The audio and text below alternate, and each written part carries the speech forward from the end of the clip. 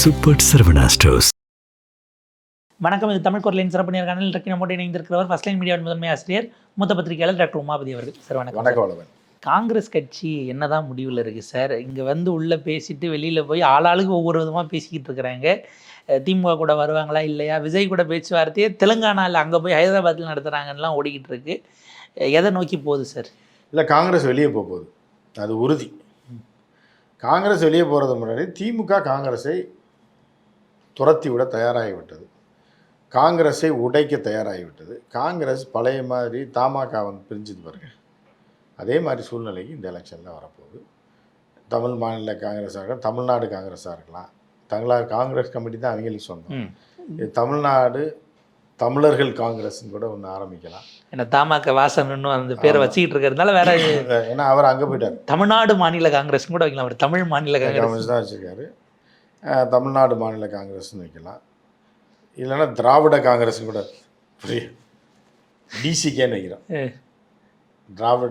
Dravidian Congress party, டிசிபின்னு கூட வைக்கலாம்.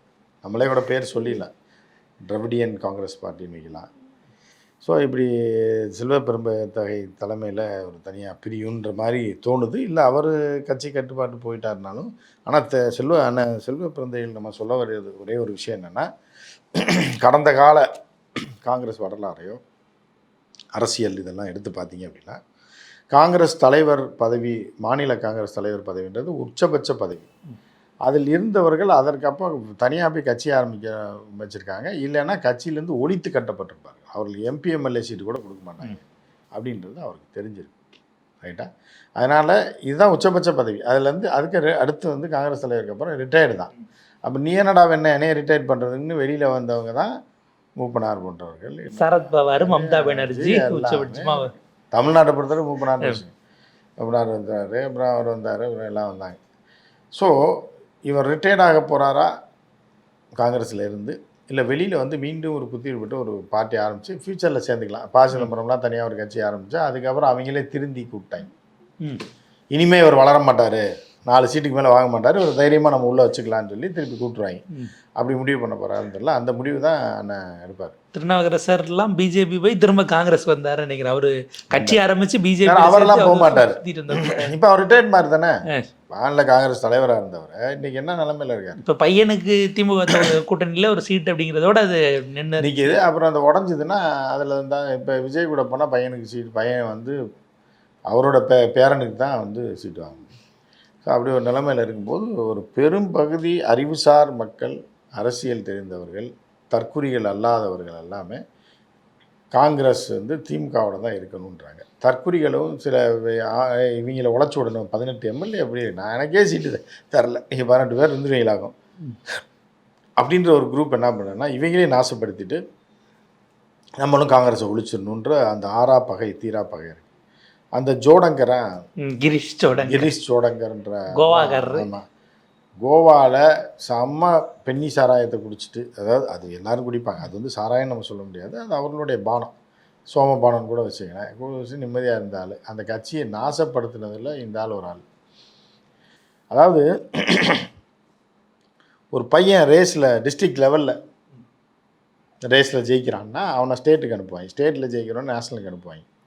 ஆனால் டிஸ்ட்ரிக்ட் லெவலில் கடைசியாக ஓடி வரவனை கொண்டு போய் நேஷ்னலில் ஓட விட்றாங்கன்னா அப்போ எவன் முட்டாள்? ராகுலா, இல்லை இப்போ கட்சியில் இருக்கவனா, இல்லை பார்க்குற மக்கள் முட்டாள்? ஒருத்தன் கோவாவில் நாசக்காடாக்கி கட்சியை நாசம் பண்ணி எந்திரிச்சு வராத அளவு குழியில் போட்டு தள்ளின ஒரு ஸ்டேட்டில் இருக்கக்கூடிய ஒரு ஆளை கொண்டு தமிழ்நாட்டில் கோவான்றது ஈசிஆர் ரோடு அளவுக்கு தான் இருக்கும். மொத்தமே ஈசிஆர், ஓஎம்ஆர் இந்த சரௌண்டிங்கில் தான் கோவாவே. அதிலிருந்து கொண்டு தமிழ்நாடுன்ற இவ்வளோ பெரிய மாநிலத்தில் ஒரு ஸ்ட்ராட்டஜிஸ்டாக ஒரு தலைமை பொறுப்பில் கொண்டு வைக்கிறாங்கன்னா தெரிஞ்சு வைக்கிறாங்களா இல்லை தெரியாமல் வைக்கிறாங்களான்னு தெரியல. இல்லை சார், ஒரு கோவாவிலேருந்து அந்த பீச்சு அந்த ஓரம் இப்படியே பார்த்து தான் இங்கே ஈஸியார் பக்கத்தில் விஜய் பனையூர் பிடிச்சிருக்கோம் மாதிரியே இருக்கு, வீடெல்லாம் நம்ம வீடு மாதிரியே இருக்குன்னு அப்படின்னு விஜயோட அந்த இடத்துக்கு பனையூருக்கு மேலே ஒரு அட்ராக்ஷன் இதுதான் காரணம். பனையூர் இப்போ என்ன பண்ணுறாங்கன்னு தெரியல. இப்போ சமையல் பண்ண போகிற பெண்கள் அந்த காலத்தில் கேஸ் வந்த புதுசில் சொல்லுவாங்க, நைலக்ஸ் சேலை கட்டிட்டு போகக்கூடாது, சமையல் பண்ணாதம்மா, இந்த நைலான் சேலையெல்லாம் கட்டி அடுப்பு பக்கத்தில் நிற்காத, கப்புன்னு பிடிச்சிரும். ஏன்னா நைலான் சேலை பிடிச்சினா கப்பன்னு எரிஞ்சிடும்.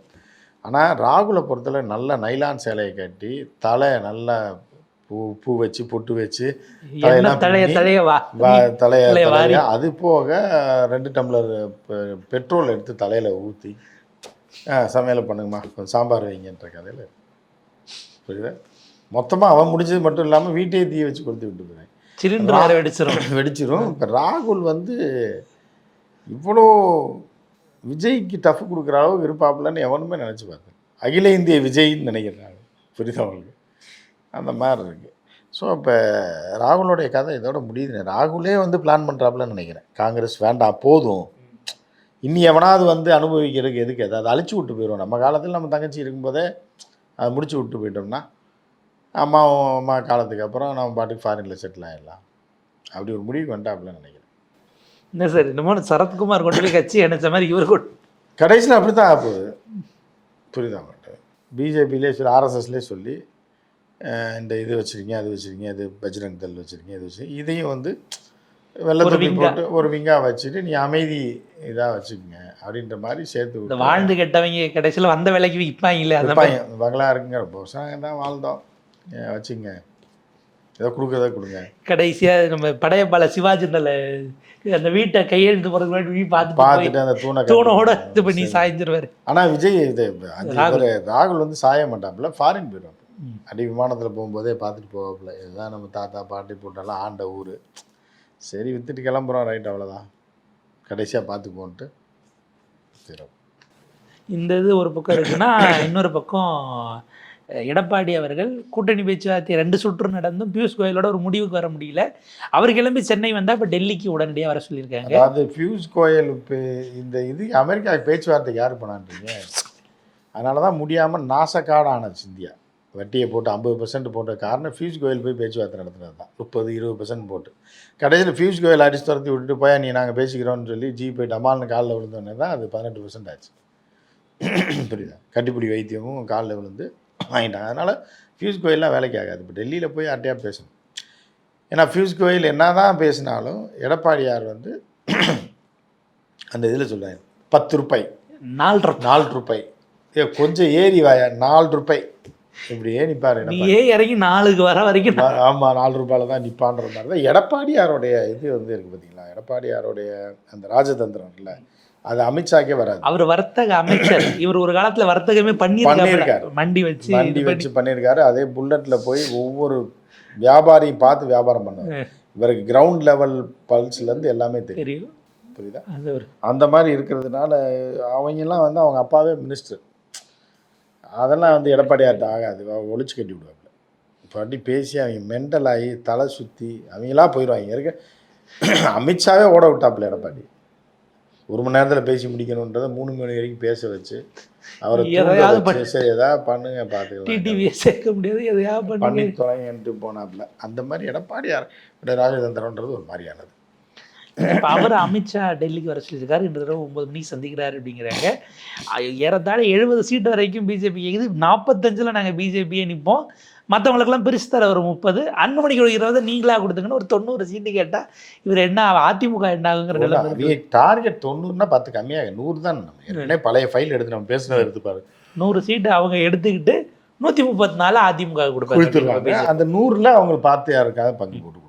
இதுதான் அவர்கள் திட்டம். எடப்பாடியார் என்ன சொல்கிறாரு அப்படின்னா 20 சீட்டு தர்றோம், நீ 5-4 எடுத்துக்கிட்டு மீதி ஆளுக்கு 5-5 பிரித்து கொடுன்ட்டு.